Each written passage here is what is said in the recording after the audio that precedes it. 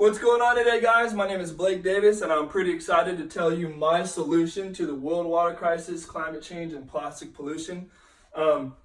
So let's talk about the world water crisis. So out of our entire planet, we have 100% of water on our planet, of course.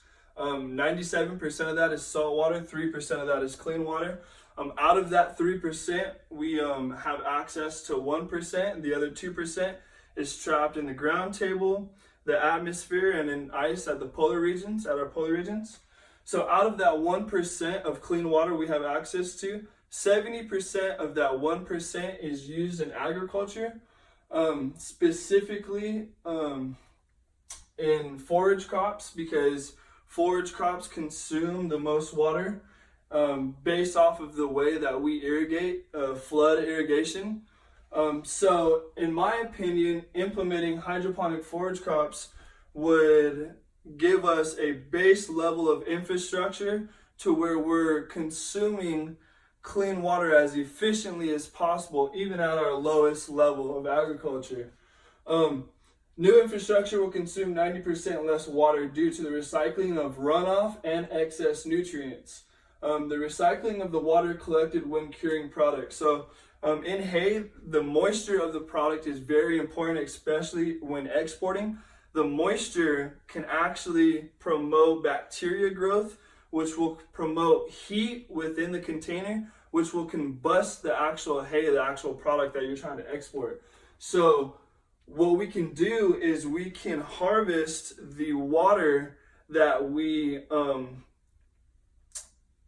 distill, in a way, out of the product that we're curing. And that product is alfalfa, Bermuda grass, Sudan grass, wheat, cline grass, sugarcane, and we could extend it to other products as well. The next issue that I believe it helps or solves is climate change. Climate change is essentially carbon dioxide heating up our planet by affecting our ozone. I believe the way that we can solve this issue is by planting more trees or biomass that will consume carbon dioxide and give off oxygen in return. So in my opinion, implementing hydroponic forage crops will give back 50%. In my opinion, it's 75%, but 50% of the land mass used in agriculture can be utilized to consume CO2 via planted trees. So the cool thing about hydroponics is you can grow twice as much product in half the amount of time. So it allows you to grow the same product in a quarter of the amount of acres that you would need, which is why I said it would give back 75% of the land mass used in agriculture. And that's kind of what I think would absolutely help climate change. The next thing is plastic pollution. I mean, plastic pollution is absolutely everywhere. You can get fined in America for polluting. So plastic pollution, one of the products that we will be distributing with hydroponic forage crops is biomass. Literally, I don't even know how to explain biomass. I mean, plant matter is a good way to put it. So we'll be distributing plant matter. We'll produce biomass to replace plastic, bioplastic. Plant matter is important when producing bioplastic.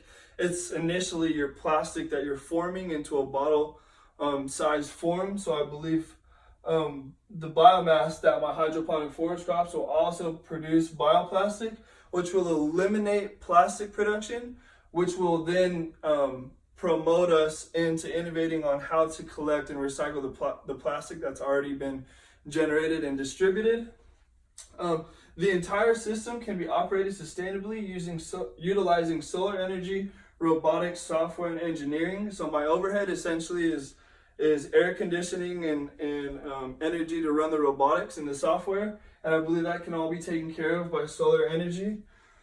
The export markets, along with the environment, is prime for this innovation. My father is a hay broker, so I have direct connections to the export market, and he has issues that is reiterated from him, from the customer to me, stating quality issues with the product.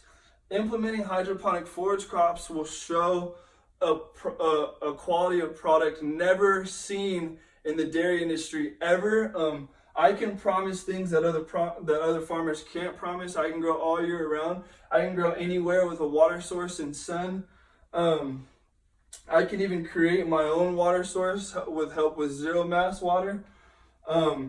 There's all kinds of different ways that we can more efficiently consume clean water, and I believe starting in agriculture, specifically in forage crops, would be a great starting point. Southern California is where I'm from. It became real to me when we started limiting when we could water our yard and clean our vehicles due to San Diego and Los Angeles needing clean water because of the drought that we were going through that year.